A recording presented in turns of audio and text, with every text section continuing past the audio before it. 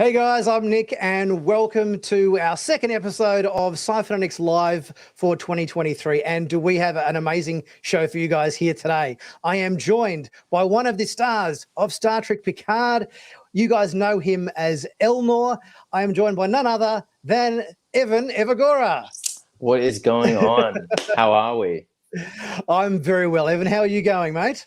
I'm good. I'll tell you what, I do like your intro video too.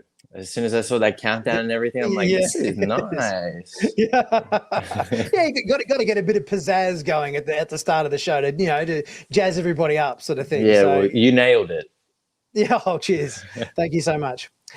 So obviously there's been a lot of, I think the last time we spoke was around the end of season 2, and a lot of things have gone on and everything since that kind of happened. And obviously we've had, season 3 of Picard and everything hit our TV screens and everything. So speaking from somebody who's not only a Star Trek fan, but also a cast member of the show, what was your overall feeling and impressions about Picard season 3? Season 3, I honestly think Terry Matalas did an amazing job to finish off the series like that. I think it was what the fans really wanted. They wanted that TNG reunion, and it was just such fan service. It did take me a while to watch it because I like to watch everything once it's all out.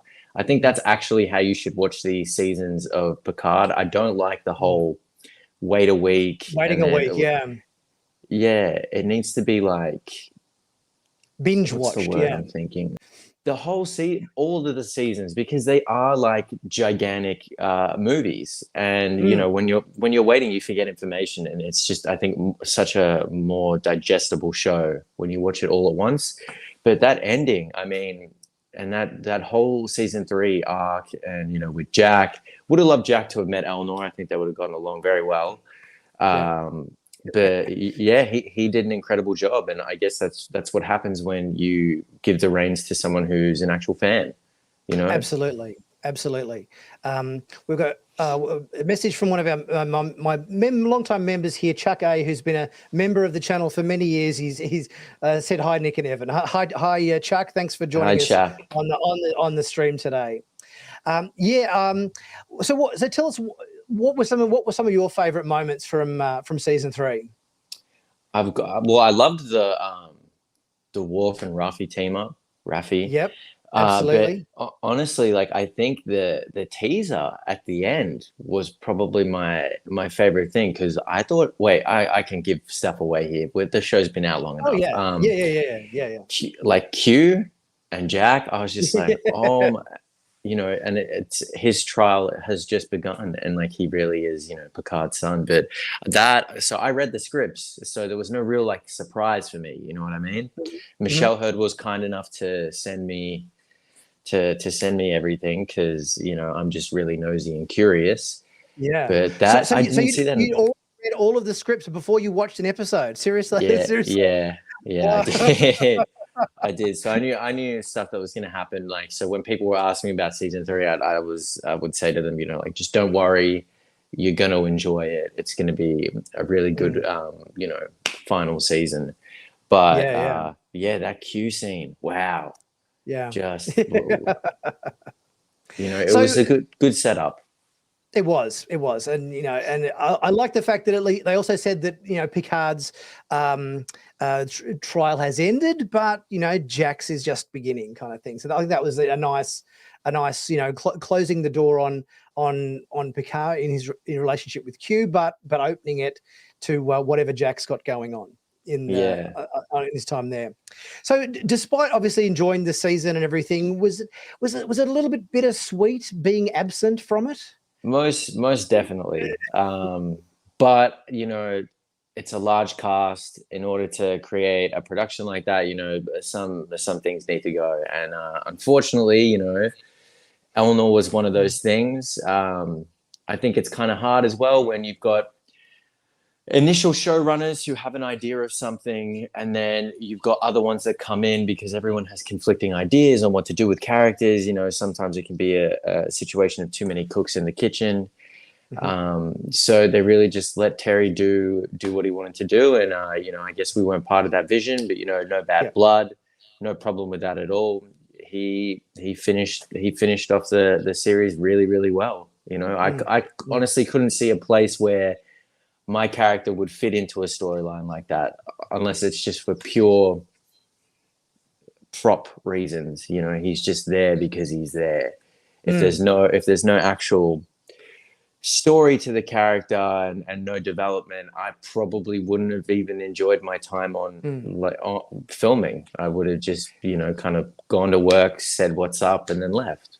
Do you know whether there was ever like an early kind of draft of the season where Elnor was part of it, and then they just worked out there was just too many returning TNG characters to be able to accommodate Elnor? Like, do you know whether there was ever a time where he was part of it, and they just figured we just can't squeeze everybody into this show because there's just too much going on?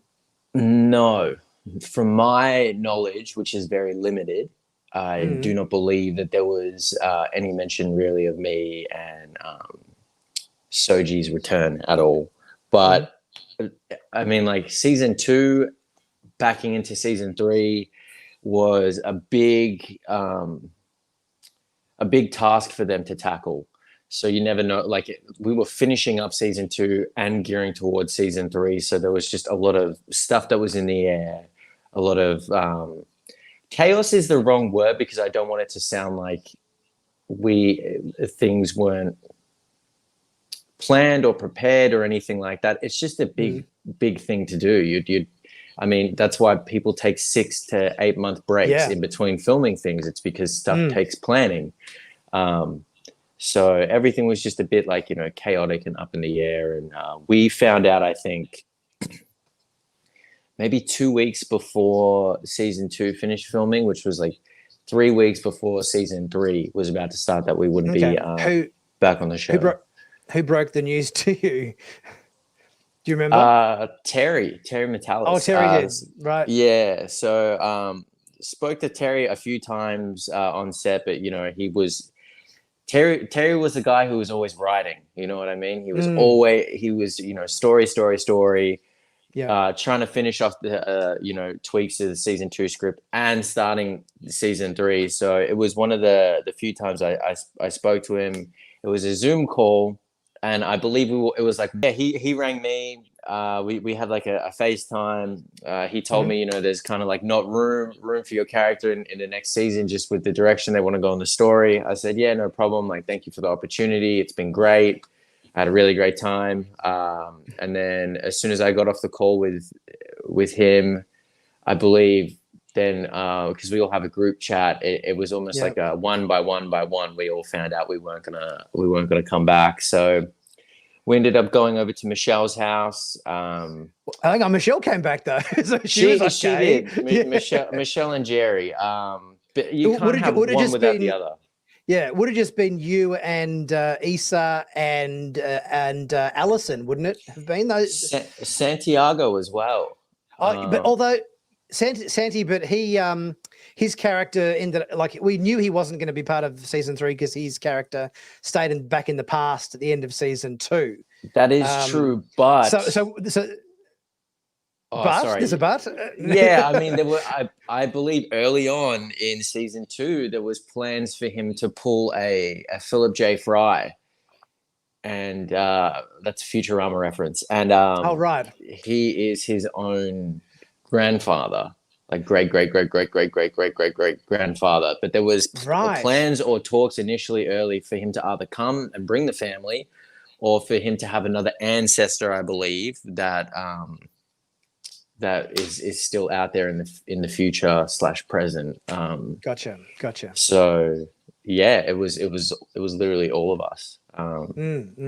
But it was, we ended up having drinks and food and sitting around talking about all the good times we've had, and that's like the best thing about it. You create a family, and being in an environment like that where everyone is so about the work and about doing a good job, and there's no ego there, it creates this awesome environment. Yeah. Speaking of family, I know your parents are big Star Trek fans. How do they take the news? Mum was like devastated, to be honest. She's like, "What? Like you're, like they really love you." And I was just like, "Yeah, but that's just show business." And to be honest, if it had gone on for 8 seasons, I wouldn't have been able to do any other auditions, any things like that, because they would have had me in what's known as first position. So that's pretty much where I'm on hold, and I can't do any work. I'm just waiting for the next season to start. So I had a really weird moment, I think, in season 2 where I was 35. This was a little vision I had, and I was in the makeup and in the LVs and everything like that, but I hadn't done anything else, So there was a part of me that, like, I guess, yearned for pursuing other things, and I think the universe kind of like heard that in some weird way and gave me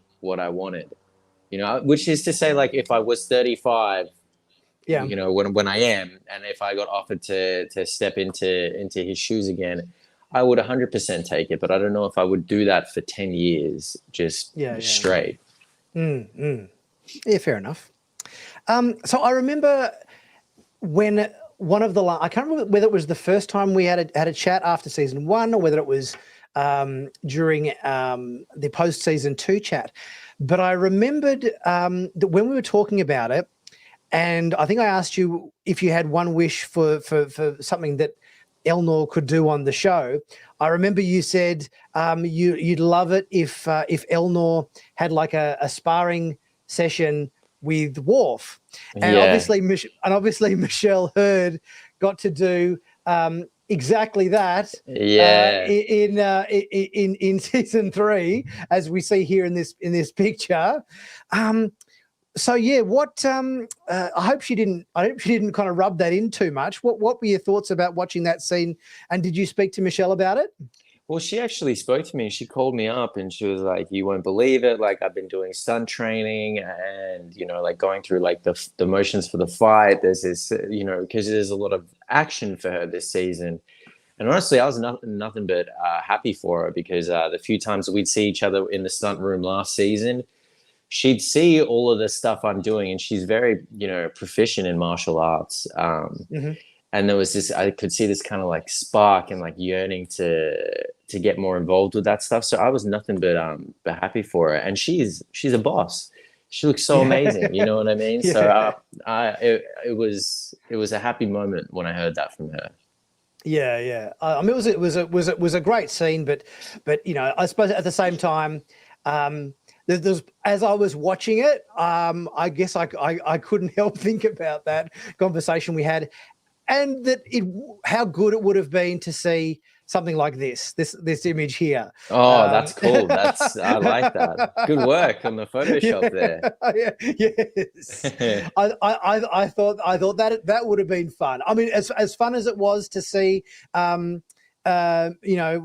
and Worf go at it, I think it would have been just brilliant to see Worf and Elnor trading I guess techniques and so forth. Maybe Worf teaches Elnor a couple of things, and maybe even Elnor teaches Worf a few things as well. So yeah. I thought I'd Photoshop that in there as a bit of a awesome. A bit of a homage. Can you send that to me as well? I can absolutely send that to you after we're done.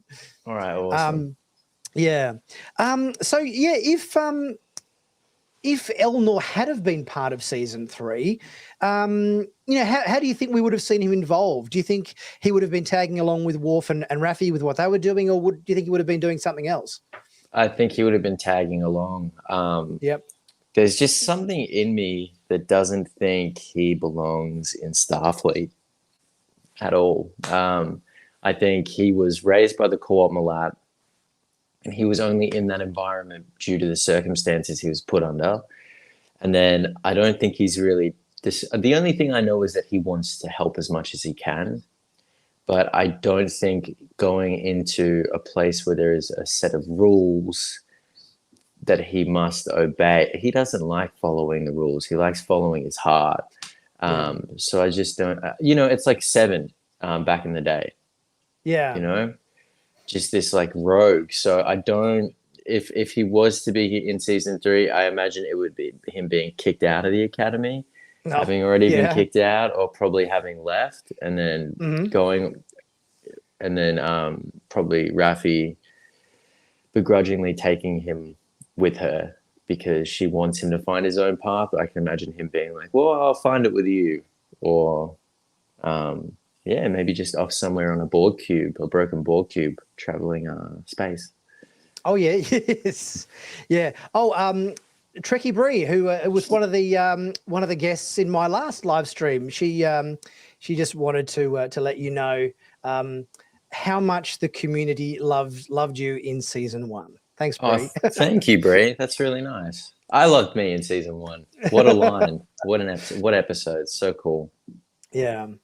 The other thing I thought of was that he could have also, because we had Michelle Forbes come back as not Ensign Rowe, but Commander Rowe in the season. I thought Elnor could have potentially, because she was all kind of Starfleet, security, black ops kind of thought. I thought maybe Elnor could have been part of her security detail or whatever as part of her little involvement there in the season. That's actually not a bad idea. I do think if he stayed in, that's a fitting place for him. Actually, yeah, you're an ideas man. yeah. So at the end of season 2, we saw Girardi's character arc kind of concluded with her becoming the Borg Queen and going off and doing that sort of thing, and we definitely obviously saw Rios's character arc concluded with him staying in the past and raising a family and all that sort of thing there. But yeah, I thought there might have been the capacity for a little bit of a farewell cameo from, say, Soji and Elnor during the last season, even if it was just a little kind of a pop-in appearance or something like that during, as I said, even with the Ensign Rowe thing, or as part of that big final battle with all the different starships and everything towards the end of the season. What are your thoughts on that? Well, I remember getting a lot of DMs from people being like, were you on the Excelsior? Like, did you die? Yes. Thankful that Terry confirmed that he wasn't on there. But after season 2, to be honest, like once the show was over, a friend of mine, my writing partner, and I pretty much wrote what our idea Headcanon. Well, more than just Headcanon, we wrote a pilot. We made a pitch deck. Oh wow! We showed absolutely the whole box and dice. Yeah, okay. Yeah, we pitched it to Kurtzman and Aaron Byers. I think in January we had a meeting with them about it. And then obviously the strike and stuff happened. So that's kind of. But yeah, it was. Because I've been saying for years, he's a character straight out of anime, so that was what we leaned into. So it was. Can you reveal any of the details of what sort of storyline it was going along, or at all, or? Yeah, I think I can. I mean, because essentially it's just fan fiction at this point, but it was called Star Trek Exiles. We had it. He immediately has dropped out of.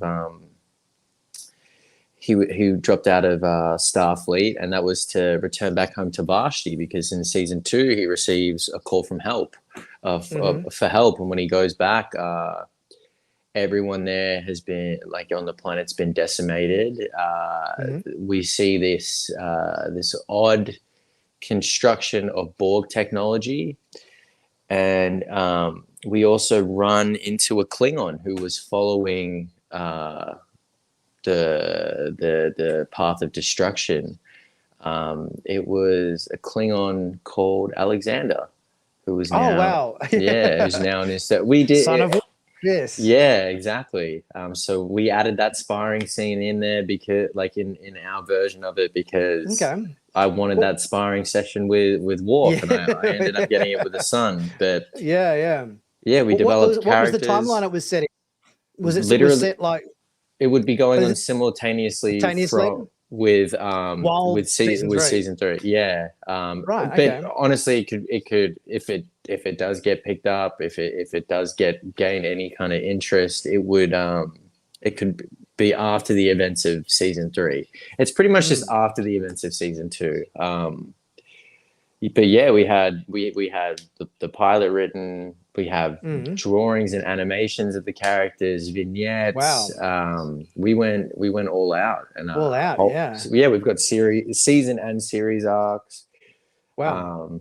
Yeah, because Trek hasn't done an anime, and I think I honestly think that's an area that they should venture into, because Well, you they kind hit of a did lot of that with demographics. yeah, absolutely. They did that with on Star Wars. They did a season, I think it was called Star Wars Visions, which was these Yeah. 8 little short stories, all done by animators and storytellers and so forth, which I'm pretty sure was on Disney Plus. So Yeah. if it works for Star Wars, there's no reason why it can't work for Star Trek. Yeah, right. Well, I mean, Lord of the Rings are doing it as well. They're making an anime style movie based in that lore. Battlestar Galactica, or it's Babylon 5, I believe, are doing an Yes. anime style movie. Yes. It's just like the most rising form of media it literally in the world, and like the demographic is people aged 11 to 40. So it's just a thing that we are consuming more and more and more of, and there's some really rich, unique storytelling that can be done through that medium. So if they don't do Exiles, hopefully they do something else. Yeah. Oh no, sounds like a great idea. Yeah. I'm sure all of us would watch it with keen interest. Yeah. So you mentioned before that obviously there have been many comments and questions and so forth when season 3 came out, with people assuming that Elnor had been killed off in season 3 because he was on board the Excelsior at the end of season 2, and then the Excelsior was one of the starships that got destroyed. As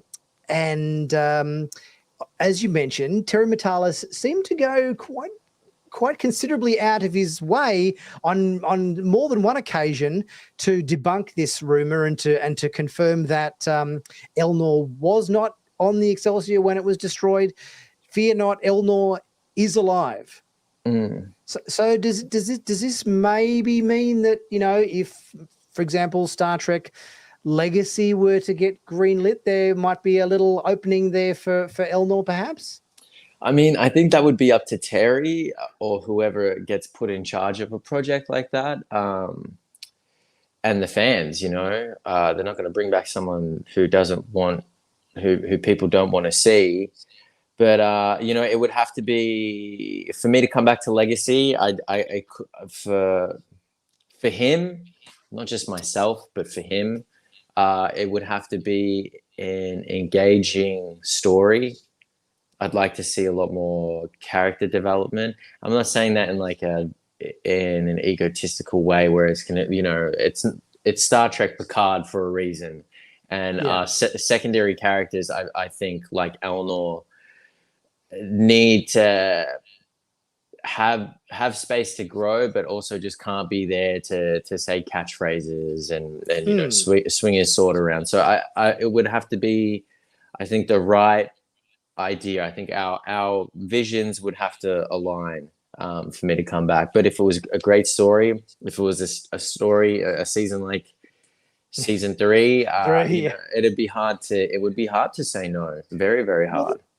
Well, there's a lot of connections there, I think. I mean, obviously Elnor had the greatest connection to Raffi, and obviously she's the first officer on board the Enterprise G at the end of the show, which is what Legacy would be. And I think, and also to a certain extent, 7 of 9 as well. There were some really nice bonding moments between Elnor and 7 in both the first and the second season, for that matter. So there's obviously Elnor has got a very strong connection to both the captain and the first officer.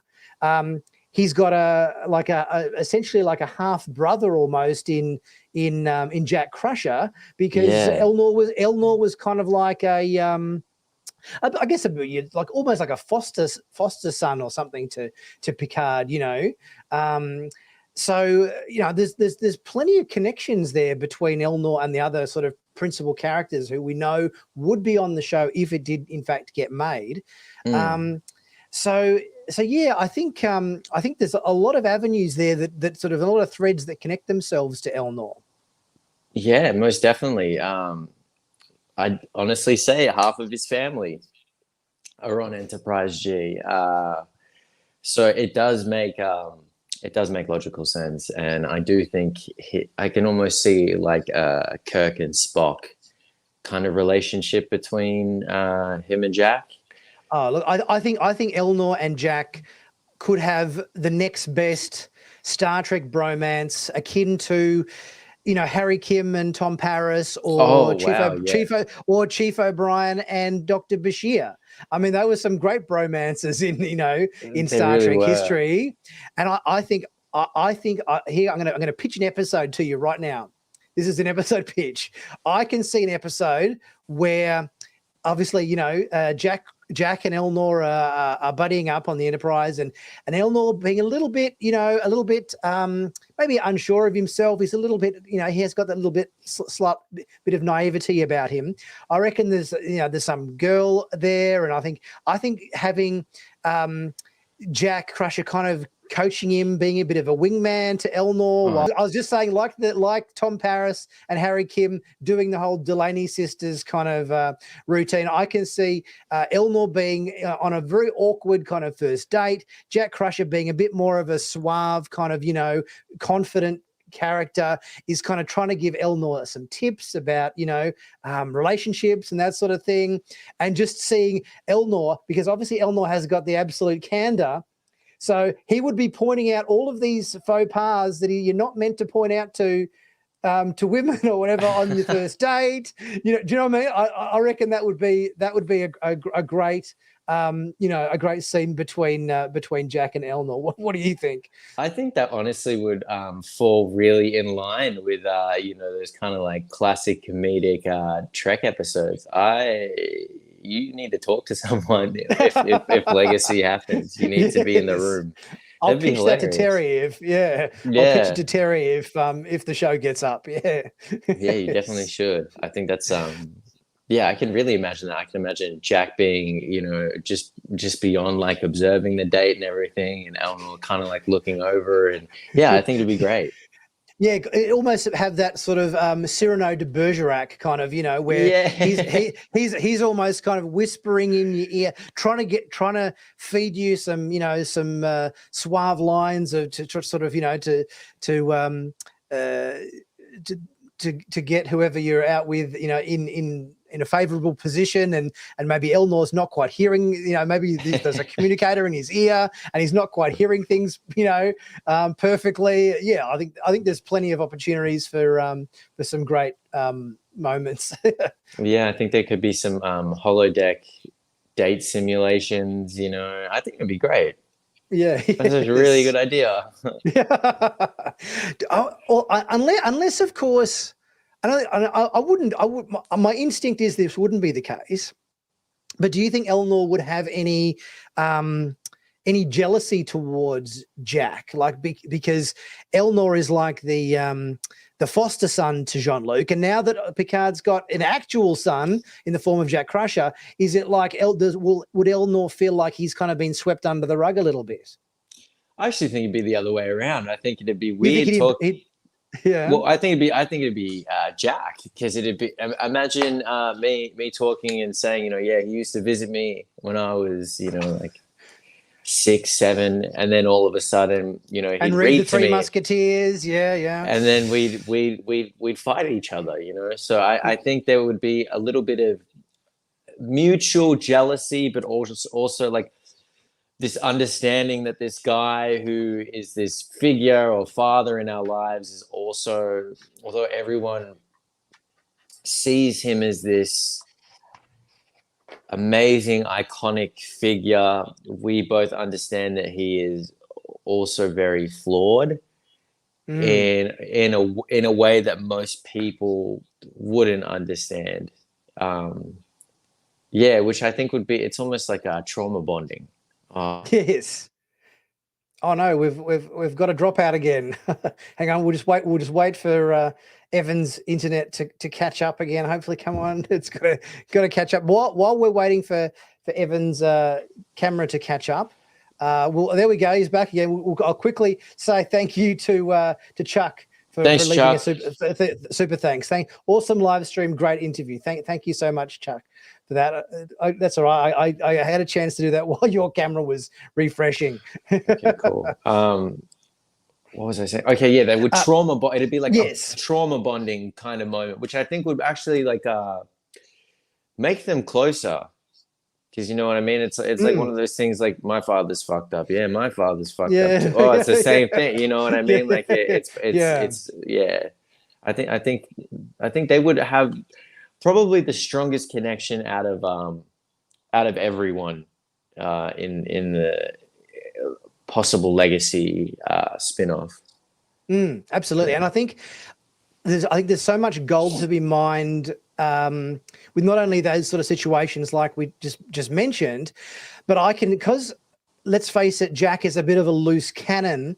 You can see him going down onto away missions and really getting himself into some serious trouble because he plays fast and loose with the rules. He kind of does things. He's not really the typical kind of Starfleet officer. He's been used to doing things his own way all of his life. So I can see him going down to away missions with Elnor, who's a little bit more probably protective of him, and also just this. Even though Elnor's got that sort of innocence about him, I think he also wants to do the right thing. So whether there'd be an element of Jack always wanting to try to get them into trouble, and Elnor's always the one to sort of get them out of trouble, whether it be picking on some Norsicans in a bar somewhere, or whatever the case may be. No, I definitely agree. There's a lot of Kirkisms about Jack. It's we need to see more of him. I sincerely hope, whether I'm a part of it or whether I'm not, that like some kind of spin-off happens, because I really do think it needs to. Like I know there's Strange New Worlds, obviously Lower Decks, which is amazing.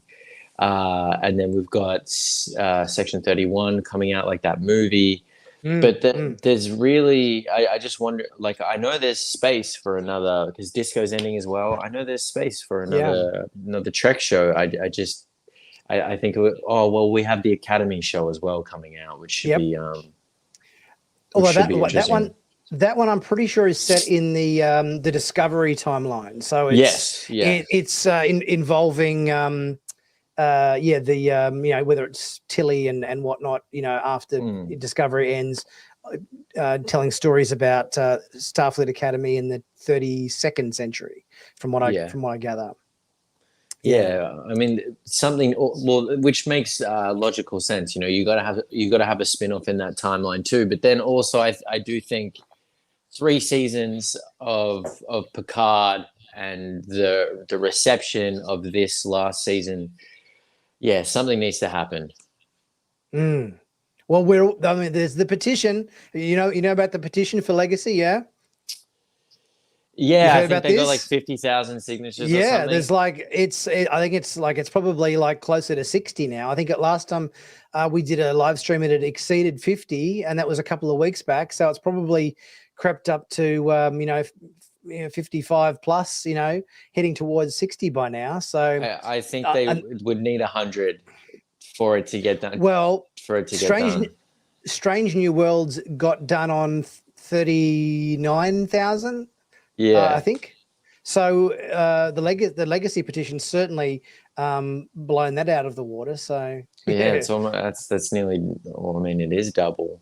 Still, I do think in order to get the cast that you'd want to see, a string of legacy members and stuff through it, it would need to hit 100. Yeah.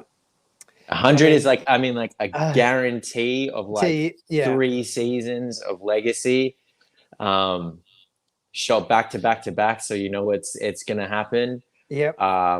Yeah, I would say I'm saying 100, so it hits 70, 80. Just so look, just so you know.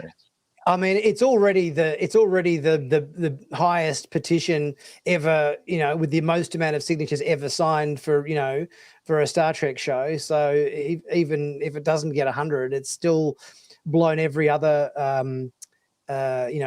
previous petition out of the water. So I think it's even on change.org, I think in terms of just other petitions they have on there, I think it's done exceedingly well. It's honestly, it's an incredible feat, and it just shows the want for this to continue.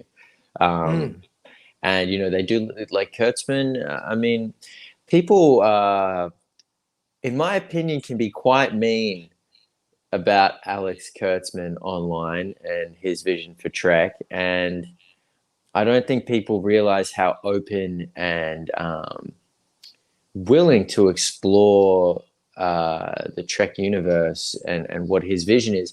And people really do think it's just like sat on the shoulders of this one man or this like one team that he has. But there are so many wheels in the machine, like cogs in the machine, that comes to concept and then actual execution of a show. And he isn't the only he's the big say in it, but he's not the only one. Like, I mean, Paramount, when it was CBS All Access, and when it was just CBS, when Disco came out, they all have a say in it as well. So I think people need to be nicer to Alex Kurtzman, in my opinion, because you know what, Strange New Worlds is some of the best Trek. Oh. And it hits the nostalgia marks. There wouldn't be a Picard season 3. There wouldn't be a Lower Decks. So for all the people that rag on him and everything like that, we wouldn't have these. All of these shows are so different, yet they're so Trek. Yeah. Oh yeah, absolutely. And I think he's very good at putting, the right people in the right places to, like the fact that he's had the vision to put, for example, the Hageman brothers in charge of Prodigy, which I think has been, phenomenal. As you said, Terry Matalas for season 3 of Picard. I think Akiva Goldsman, in terms of him being more of the showrunner for Strange New Worlds, he's very good at, putting the right people where they need to be to do a really good job. 100%. He builds the environments and the teams really, really, really well. And, his goal, and I say this, Trek for everyone.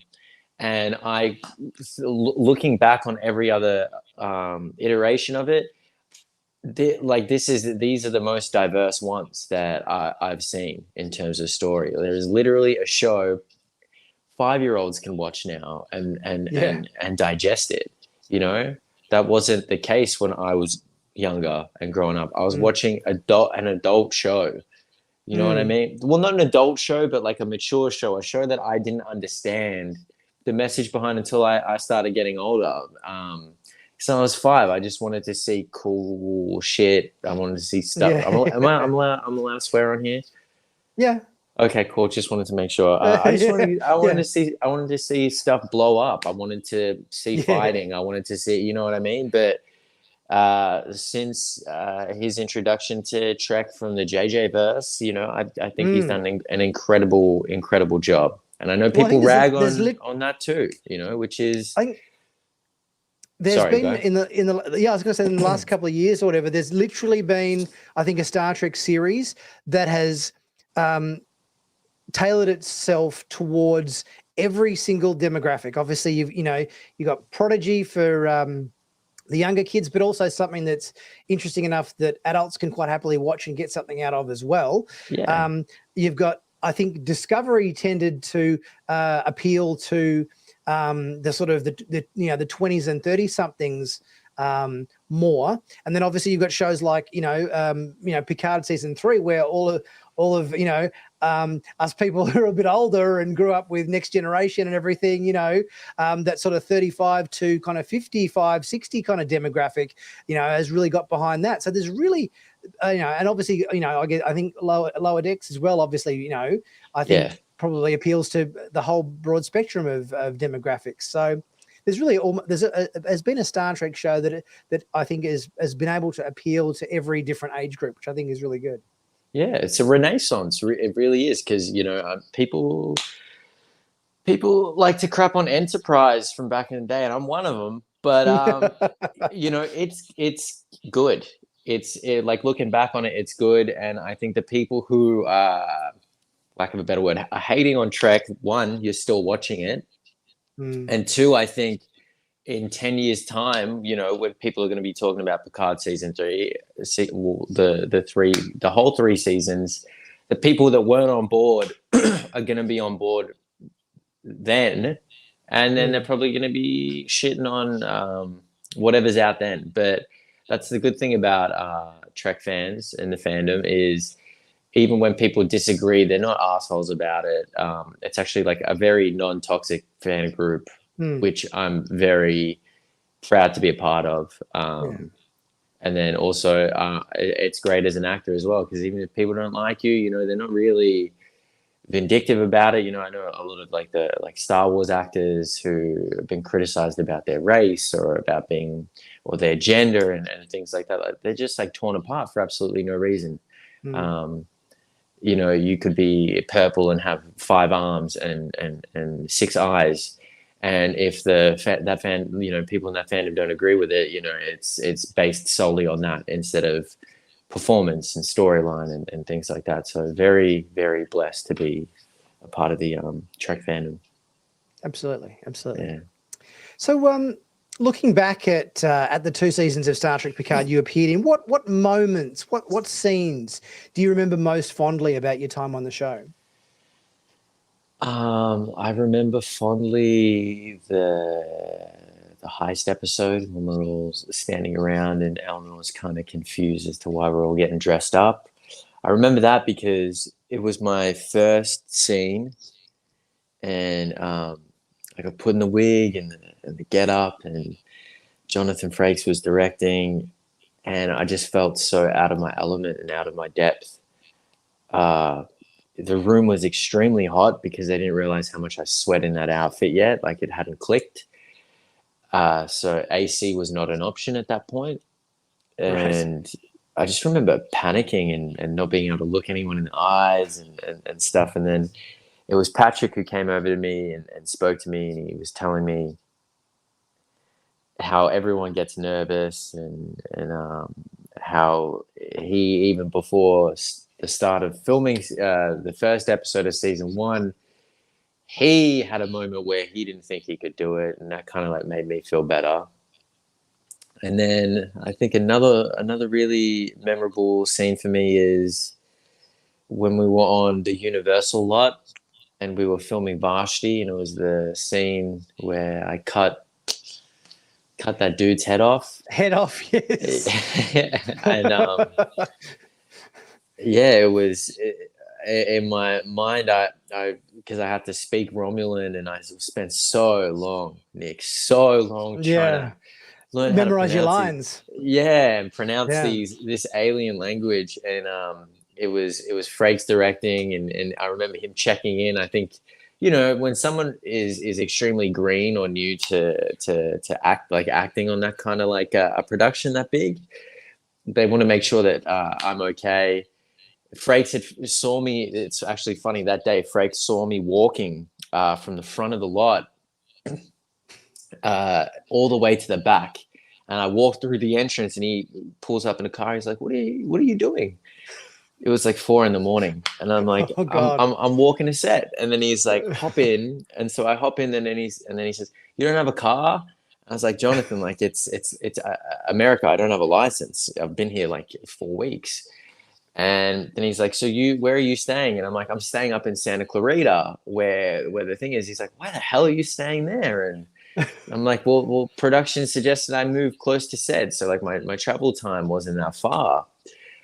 And then he's like, "Okay, so what time did you wake up this morning?" And I'm like, "I woke up at like 1:30 a.m. Oh no. And he's like, "What do you mean?" And he was just like so confused. He's like, "No one no one in production spoke to you about anything? I'm like, no. So he drops me off in my trailer. I go and do my makeup, and then he's making sure I'm prepared for this scene. So nervous. After I delivered my speech and we filmed that scene, he came up to me, he's like, "You did a really good job. Really proud of you." And then he's like, "Follow me." I thought I was in trouble, and he talks to the producer Doug on set, and he goes, he needs to stay at the hotel. That's at Universal. And then Doug's like, "Okay, you want to stay at the hotel?" I'm like, "I mean, yeah, I guess. Like, I don't know. Like, how much is it going to cost?" Because at this point, not through any fault of production, wasn't able to receive my paycheck. I didn't have a social security number. I didn't have a bank account yet, because you need all of this stuff, and all of my paperwork was being processed. So oh God, okay. so I was living off of my own money, and I was a broke 20-something-year-old. Still am, but like had literally no money. I think I was at the point of possibly having to sneak on set in Santa Clarita and live in the trailers. Like that's where my mind my mind was at. Yeah, because I couldn't get shit. I couldn't get any of my money. And I was dwindling. Like I had maybe, before I got my paycheck, I had maybe $200 left in my bank account, and I was trying to figure out, like, because I had to move out of my place within like 10 days, and I was like, where the fuck am I going to live? I mean, it all worked out, but yeah, they ended up putting me up in the hotel, which was nice because I could wake up and get ready an hour before instead of 3. So yeah, I'll just, for those two moments, because of the people that I looked up to growing up were just so helpful in those kind of moments. And Jonathan Frakes, I love Patrick, but Jonathan Frakes will always hold a very special place in my heart, and I will always have nothing but love for that man. Even before we pitched Exiles, we gave him our pitch and our rundown and showed him our work, and he didn't even need to look at it, and he did, and he gave us our feedback, and he was he gets this twinkle in his eye when there's something he likes, and I saw that when we presented our stuff, and you know what I mean. So it's just such a unique feeling of emotions to have someone you looked up to on a show you looked up to enjoy your idea. So yeah, big love to Jonathan Frakes. I've heard Will Wheaton on the Ready Room talk about Jonathan Frakes very similarly, and saying how much of a real kind of father figure he is on the set to so many actors that have gone through the shows. Not only that, obviously, he was in with TNG in the 80s and 90s, but also when he moved to the director's chair and has overseen many actors and so forth from a director's perspective and everything, much like yourself. And then he has that really approachable kind of father figure role. So it sounds like he's a really lovely guy. He is really lovely. Hope to work with him again one day, because that'll be a highlight for me. Yeah. So what do you so obviously now the show's all wrapped up and everything, do you stay in contact with any of your castmates or crew or anything, or does everyone sort of tend to go their separate ways after the shoot's finished and so forth? I mean, we all check in with each other. I see Issa the most. She's my convention buddy. So I was with her like 2 weeks ago at Star Trek Long Island, which was a lot of fun. Michelle is here, there, and everywhere. She was just in New York. We just missed each other. But text when we can. Michelle and Issa are probably the ones I'm in contact with the most. But holidays and everything, it's always a group text. I hope everyone's doing well. Wishing you all the best. And Brent, I actually talk to Brent a lot over Instagram, and Michael Shaban. Oh, really? Yeah, and then via email, it's normally Jonathan. So Jonathan will always send me a happy birthday email, and I'll do the same. Yeah, and he'll react to my stories. I'll react to his. Who else? Bonnie Gordon, I've been talking to a lot. Prodigy. Bonnie Gordon, Prodigy, voice of in Prodigy. Which voice does she do? The computer, the ship. Oh, right. Okay. Yeah. And then who else? It's just a lot of different Trek actors, you know. And that's the cool thing. Like I see a lot of the disco cast now and everything. And I saw Doug the other day too. Doug it's Jones? just yeah. Yep. Sorry, Yep. yeah, sorry, Yeah. yeah. No, Sorry it's okay. for the, Doug Jones. I knew who you were talking about. Yeah, good. I'm glad. You know, it's just kind of cool because even though we all weren't working together, we all understand the experience behind being on a show like that. So seeing everyone is like going back to like school camp, you know? Yep. It's like, hey, how are you? Yeah, good. What have you been up to? How's your show? Yeah, my show, your show. Saw you in this, saw you in that. You know, it's all love, which is cool. Yeah. Actually, Chuck's just reminded me of a question I was going to ask you. Two takes Frakes. Obviously, Jonathan has the nickname Two Takes Frakes. Can you confirm that this is in fact the case? Or yes, I actually can. But to be honest, I think One More Stewart should actually be a trending thing because he would always, especially with Jonathan, he'd be like, Johnny, one more. Yeah. One more. Okay, right. So Okay. I think that needs to be a thing too. Yeah, One More Stewart. Yeah.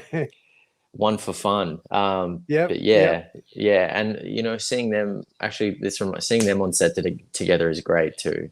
You know, because you just see he brings out the best in Patrick, I think. Yeah, absolutely.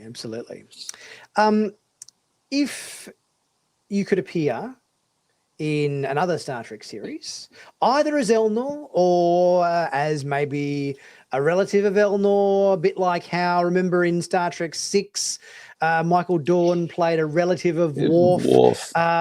In that trial scene with Kirk and Bones or whatever on the Klingon homeworld. So if you could appear in another show, would it be as a different character, or would it be as a relative of Elnor, or what appeals to you? It's interesting you say that. So this is in my headcanon. Elnor travels to a certain period of time to meet his a younger version of his either grandfather or I'd say possible father. And it relates directly to Strange New Worlds. Okay.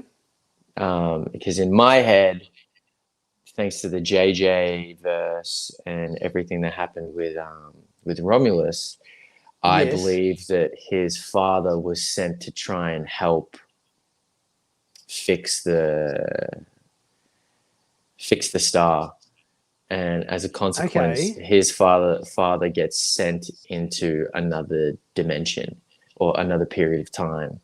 So I think we're not talking about the Kelvin universe from the JJ movies. His father gets in my head. His father gets sent to the Kelvin universe. Right. Okay. So I think in my head, he finds out about this and then travels to a period of time to meet his father, who doesn't know he's his father, and is aboard the Enterprise. And they kind of like have a little moment. Although in my head, it's the one time that Elnor isn't truthful about who he is to his father. Okay. And this would potentially be like a Strange New Worlds episode? Or would it be like no? It could only be strange. It could only be Strange New Worlds. And yeah, because in my head, he's not fully Romulan. In my head, I think he's the first offspring of what would be the unification further into the future. Does that make sense? Yes. Yeah. Okay. Yeah, I get that. So it would be Strange New Worlds, and it would be Elnor. Yeah. Nice. Speaking of Strange New Worlds, obviously another fellow Aussie Yeah. actress, Jess Bush, has found herself obviously on that show. When did you like when Jess got the role or whatever? Did you send her a message or anything, sort of as a fellow Aussie in Star Trek or anything? Or I did. I actually did. Yeah. As soon as the Deadline article came out, I Yes. DM'd Jess and I was like, "Hey, I just want to wish you like the best of luck with everything. It's awesome seeing another Aussie getting a go, and I know you'll crush it and do an amazing job. And you are coming into the best fandom that anyone could ask for." So yeah, that's pretty much what I messaged Jess, and Jess replied, and yeah, and then saw Nurse Chapel on Strange New Worlds, and was just like the what they did there is fantastic. They hit the nail on the head. Yeah. I get the impression that she's thoroughly embraced the character, although I'm not sure whether she had quite the same level of fandom and love for Star Trek as say you did coming into the show as a fan of the franchise as well. I think she's grown to obviously love it quite a bit, Yeah. but came in a little bit more not knowing everything there was to know about Star Trek before getting the part. I feel like you can't help but learn while you're filming in anyway. You know what I mean? Like and you get educated in these things anyway, just because of how vast everything is, and the more you encounter fans and stuff. So like, if you didn't like it before, once you're in it, you will. Yes. Yeah. that goes without saying. Yeah. So yeah, I think now looking at your IMDb page or whatever, obviously last year I think you appeared in the horror video game The Quarry. Yeah, one of the biggest games of 2022, and also got nominated for a BAFTA, which is pretty cool. Yeah, wow, that's pretty awesome. And yeah, you're working alongside some other genre heavyweight actors, sort of like Ted Raimi or Halston Sage from the Orville, Lance Henriksen. What was that project like to work on? That was really, really fun. It was a crazy period of time because we weren't all in a room together. There was only like 4 of us allowed in a room at once. So I was speaking to people and sticks, Right. Sticks that have been propped up, and being like, okay, this is your this is who you're directing at. But I did a lot of scenes with Miles Robbins, son of Tim. And Susan Sarandon, great actor, very talented. Worked with Justice Smith. Again, Detective Pikachu, Jurassic Park, The Get Down, Dungeons and Dragons. All of these like very Ariel Winter, Modern Family. All of these. Oh yeah. Actors that in their own right and in their own way have carved and forged their own path and been able to leave and create a mark on Hollywood and on film and TV. And it was such an interesting medium to work in, because it was like filming a movie, but it wasn't at the same time. And you're in this room wearing this scuba suit and there's nothing around you, and you've got these monitors that show that you had all the ping pong balls and everything. The whole thing. Yeah. And you're just in this room, and you've got these TV monitors that are on the edge of everything, and you see that you're in the forest or you see that you're in the house, but you just really have to kind of get lost in your own head, in your own imagination, which I think was very different to going on set like Trek, where the ship is there and you can feel everything and you can see everything, and everything's like a lot more practical. But just 2 opposite ends of the spectrum, but also very unique experiences. While The Quarry was a horror film, it was still very grounded, because like being a camp counselor or like being an actual person, whereas like I'm essentially an elf. I'm an Space alien. elf. Space elf, yeah. Sorry. So it was 2 really great characters to play for different reasons. Yeah, and 2 great projects. for different Is reasons. is that really kind of like I mean, not being an actor myself, I don't know what it would be like, but the concept of acting against somebody when you're trying to do a serious dramatic scene and they're literally wearing like a shower cap with like ping pong balls stuck on it. They've got dots probably all over their face. They're, as you say, wearing a wetsuit with like all paraphernalia attached to it. How much of that, like, do you have to kind of block out when you're trying to deliver your lines in a truthful way, and all you're thinking about is you've got magic marker all over your face and ping pong How balls all over your ridiculous head? do I look right now? Yes. You Yes. kind of forget. I would actually say acting in the ping pong balls in the ping pong suit opposite someone else was a lot easier because it's just you and them. There's no camera just here. There's no lighting people. There's no sound guy. There's no being mic'd up because it's just you and them. You can be a lot more present in the moment. The only problem is you're filming one scene one way, the scene again with slightly different dialogue. You're filming the same scene with 4 different outcomes, so it's very quick. And that's the same with TV and with Trek. I could be looking at you, Nick, but then the camera's in front of you. You know what I mean? So I can see maybe your eye, or maybe just your head. So because they've also got that they have the headgear with the like the camera on like a headgear thing that's mounted in front of their chin that records their facial expressions and so forth as well. Yeah, but that's kind of like more out of the way. But like with like filming Star Trek, the camera has to be placed in certain positions. So like it's just a matter of, I don't know, trying to be as present as you can within the moment.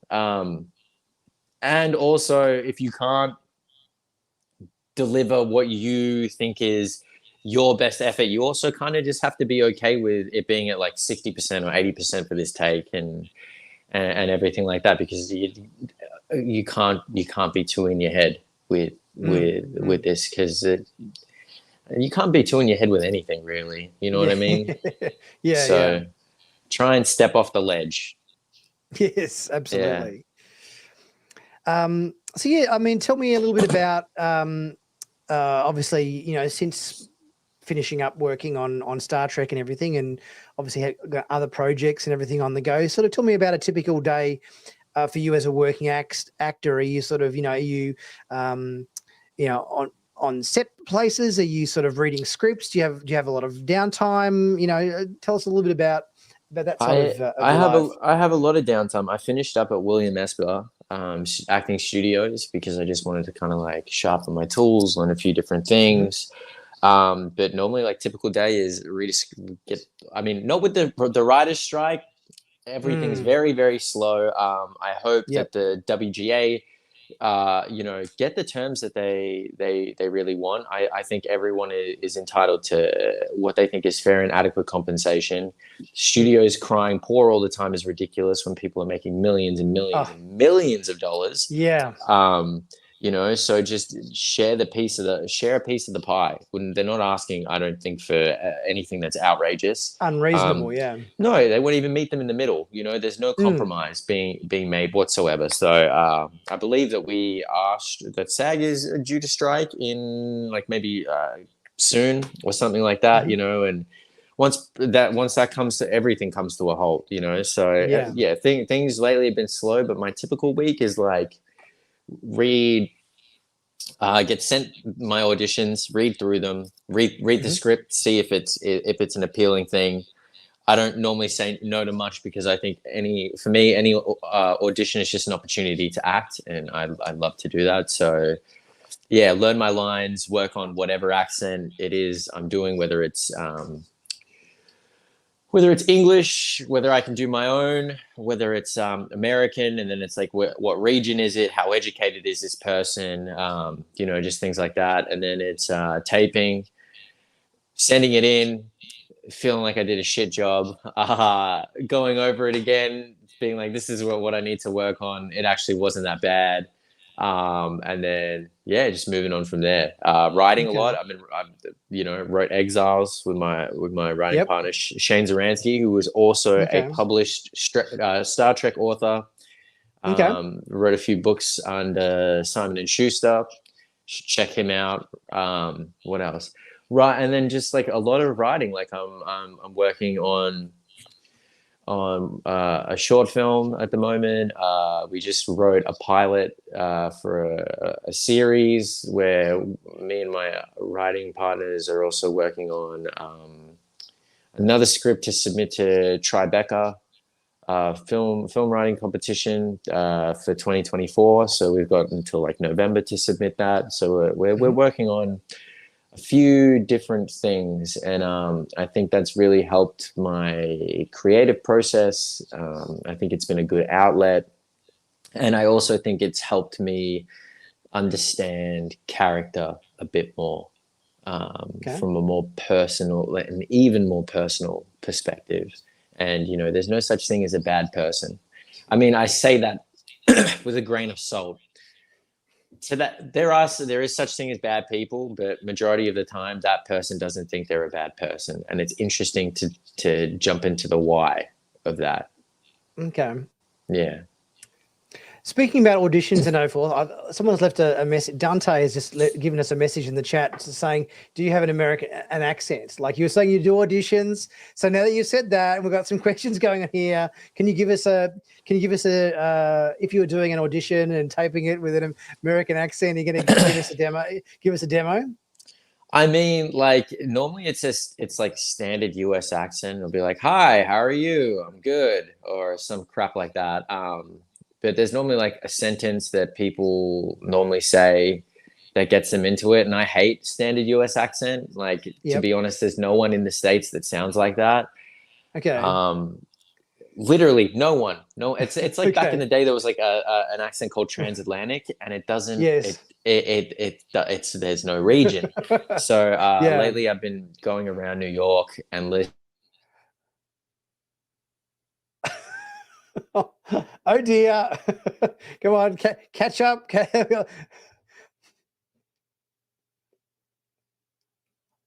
We've broken the internet. Oh, there we go. We're back. There we go. We're back.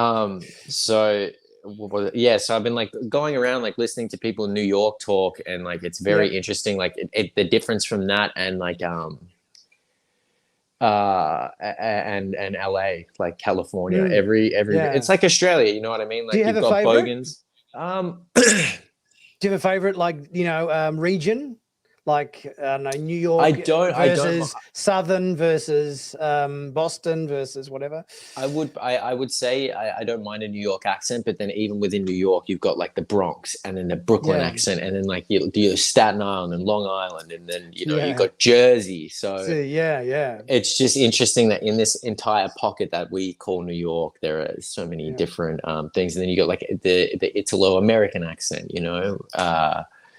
and how they pronounce fucking like mozzarella, calling it like mutz, and like the gabagool and everything like that. It's just very, very reminds me of an episode of The Sopranos.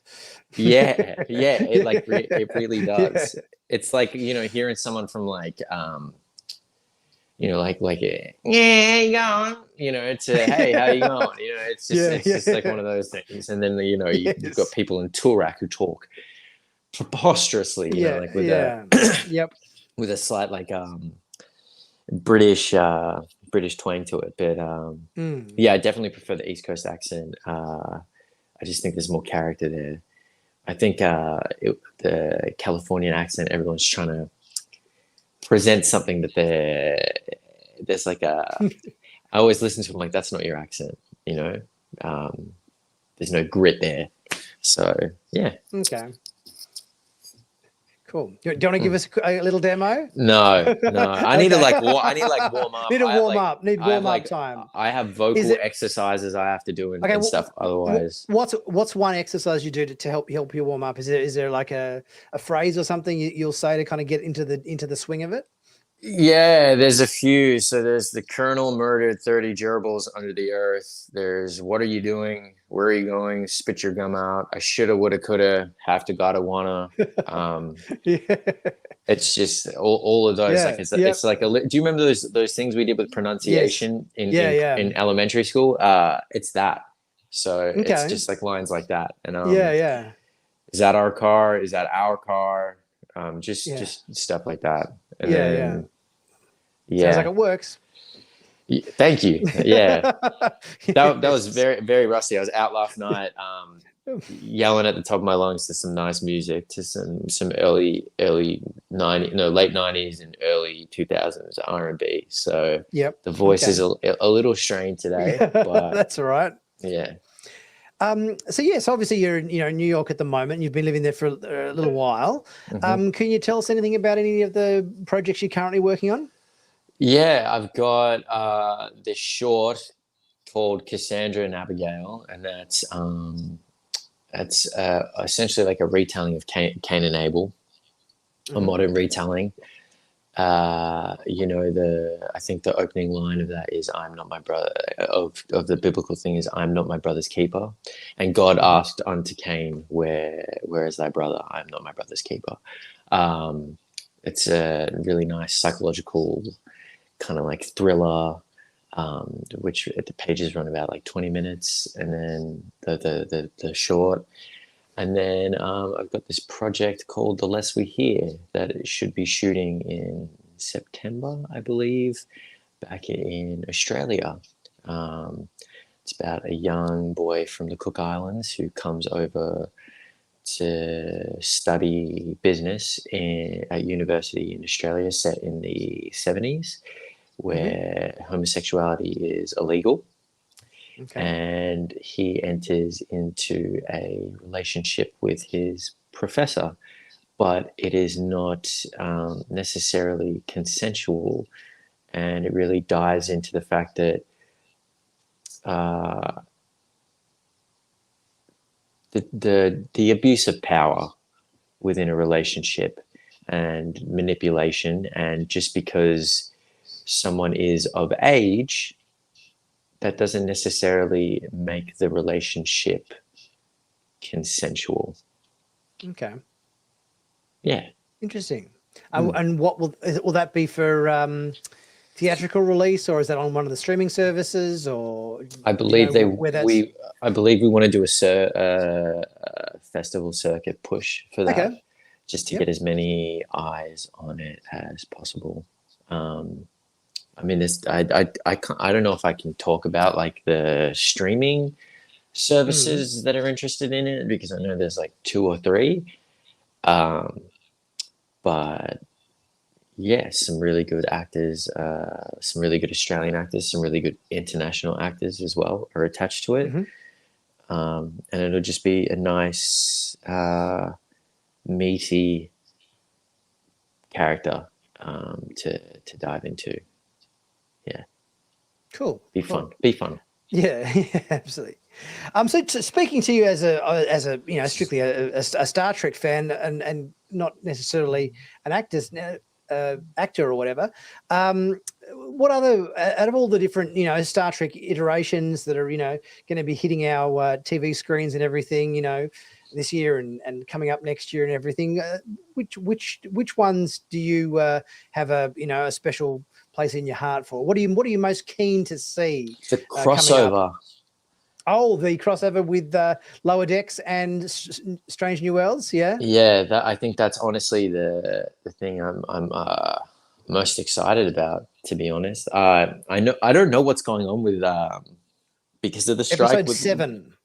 Oh, you know the app. Okay. The episode is called "Those Old Scientists," because Okay. because there was an episode. I think it was the last episode of season 1 of Lower Decks where um, Ransom was talking to Freeman, and he's saying that he calls the Kirk era TOS because it's that era where all those old scientists Yeah. hung out or something. So yes, it's episode 7 of the new season. Yeah.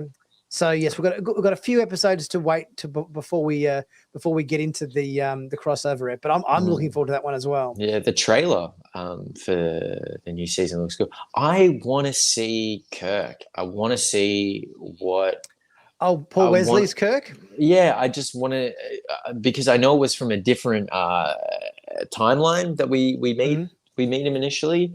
So I just want to see. I want to see what he does with the character because Pine I think did an amazing job. Yeah. I want to see what Paul can bring to it because it's big shoes to fill.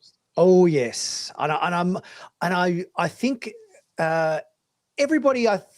Correct me if you think I'm wrong, but I think Chris Pine definitely managed to bring that sparkle that Kirk exude to the role. That glimmer in his eye, that sort of bit of the swagger, and I think maybe people are still sort of waiting to kind of see that from Paul Wesley, because I think that as you said, the last episode of the previous season, it was a different timeline. It was a different different events had happened, and it was a much more sort of serious course of events that happened, and we haven't really seen that sparkle, that Kirk sparkle from Paul Wesley. So I'm looking forward to seeing if we get a bit of that in the new season.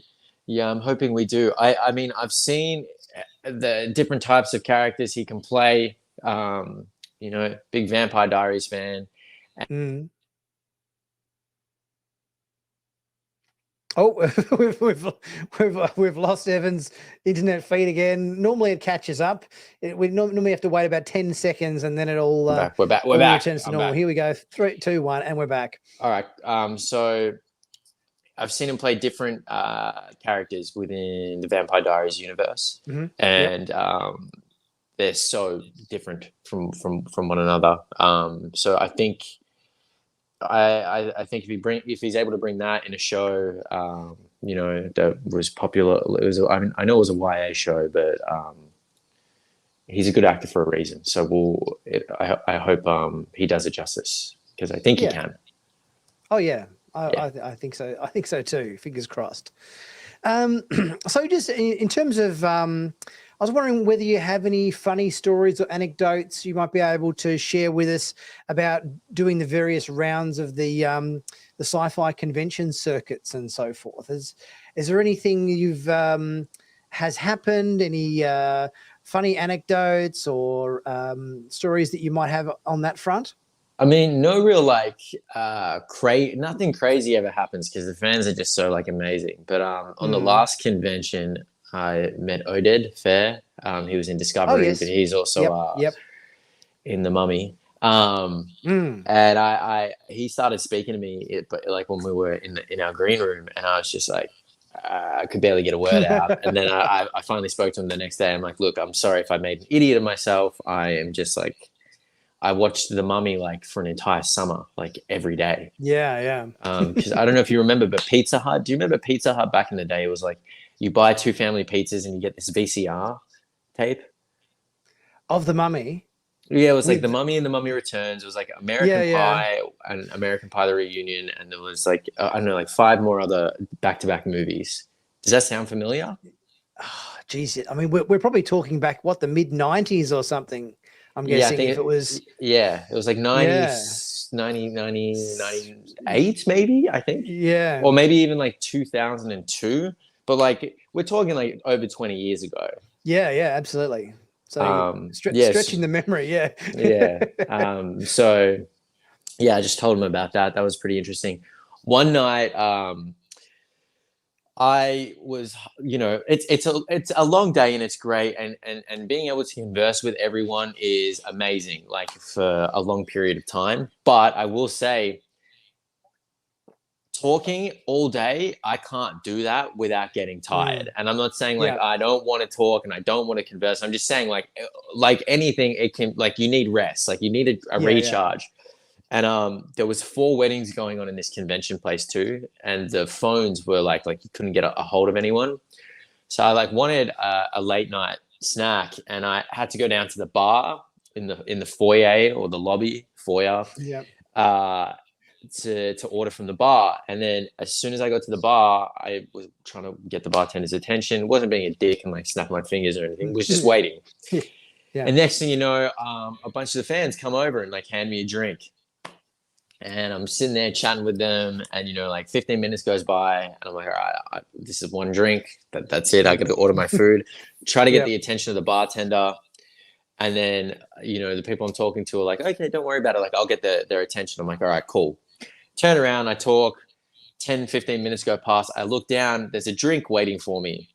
And that happened a few times where I was like trying to get the bartender's attention, and the people I was chatting to were thinking I wanted another drink instead of wanting my food. But yeah.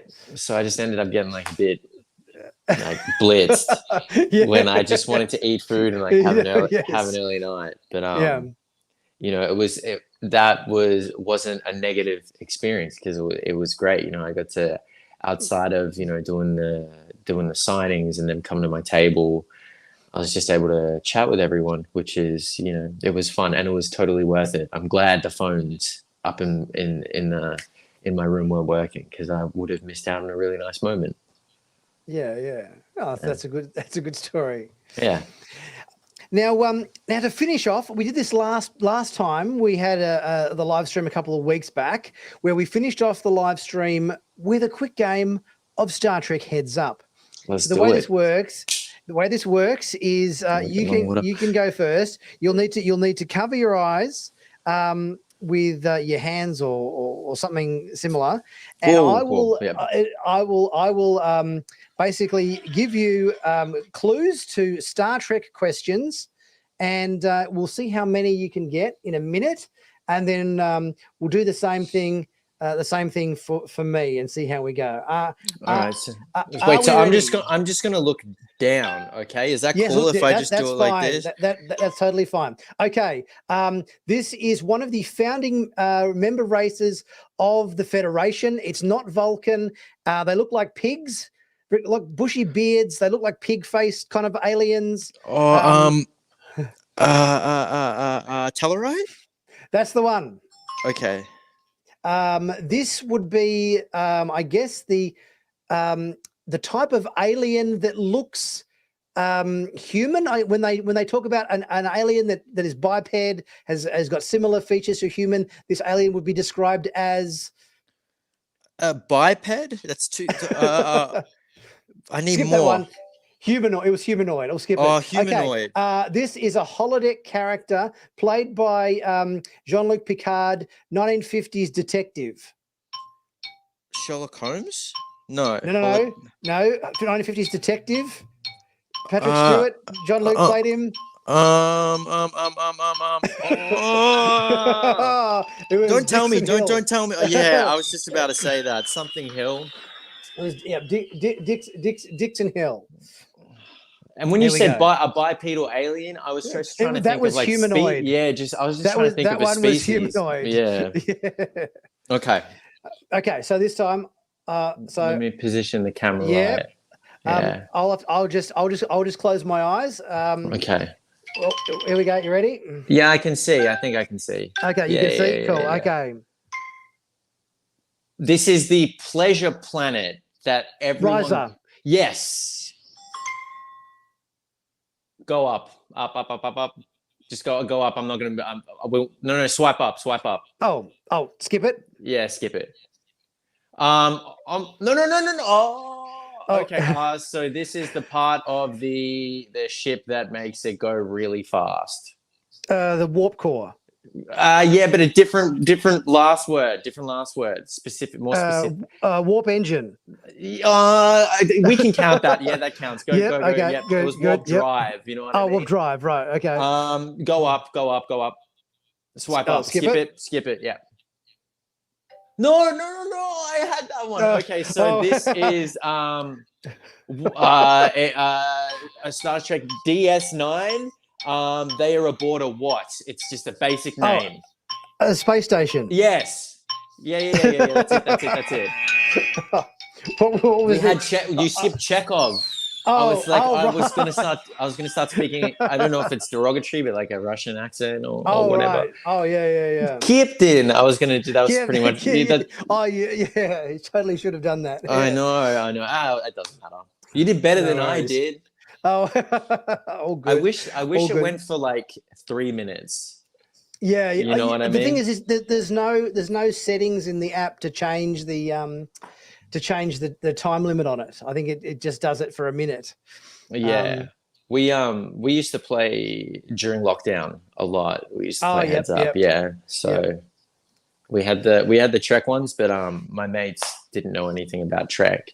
So I remember there was just like one time where they were like all silent, and I'm like, Yeah, yeah, just like waiting. I'm like, come on, man, like, well, let's get this moving. But yeah, anyway, yeah. Before we wrap up, if there's anybody in the chat who's got any questions for Evan, now's your time to type them in to see if there's anything you guys want to ask Evan before we finish up the live stream for today. I did notice that our mate G before, who must be an Aussie, asked what AFL team do you barrack for? the best fucking team out there, Collingwood. Let's go, Magpies. There you go. Jefferson. Well, just quickly having a look here, quickly at the chat, just see if there was any other questions that flew in while we were chatting before and they went past us. G also said that you're a legend and loves hearing your stories and cracks me up. Oh, so thank you so much, G. You're a G. Yeah. Yes. Oh, and Jeffrey liked your shirt. You live long and prosper. Shirt, Yeah. which is really cool. Yeah, you should. I forgot the name of the thing, but it's the same thing where person that these are all handmade. They all go to charity. Michelle Hurd did a collaboration with them. Oh yeah, pretty recently. So go on her Instagram, you'll see all of that and like a link to these. But they're cool. It's the Be Kind t-shirts. Because we all need to be more kind. Absolutely, everybody does. It's very good advice and advice for everybody to live by as a nice little anecdote to end the show on today. Yeah. So thank you so much, Evan, for coming on the live show today. It's always an absolute pleasure chatting with you. We've done it a few times before. It's been great. Thank you for having me. It's good to be back, and it was really good chatting with you, Nick. Excellent. I'll be back in a couple of weeks. I'm trying to do these streams about once every 2 weeks.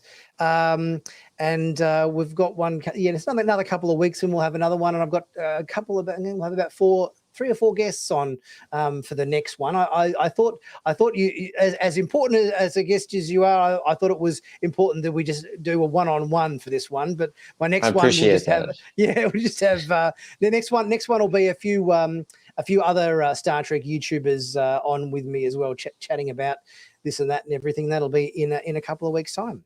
So thank you again, Evan. Thank you so much for coming on. Thanks everybody who's been in the chat feed and everything during the course of the show for the last little while. Really appreciate everyone's viewership.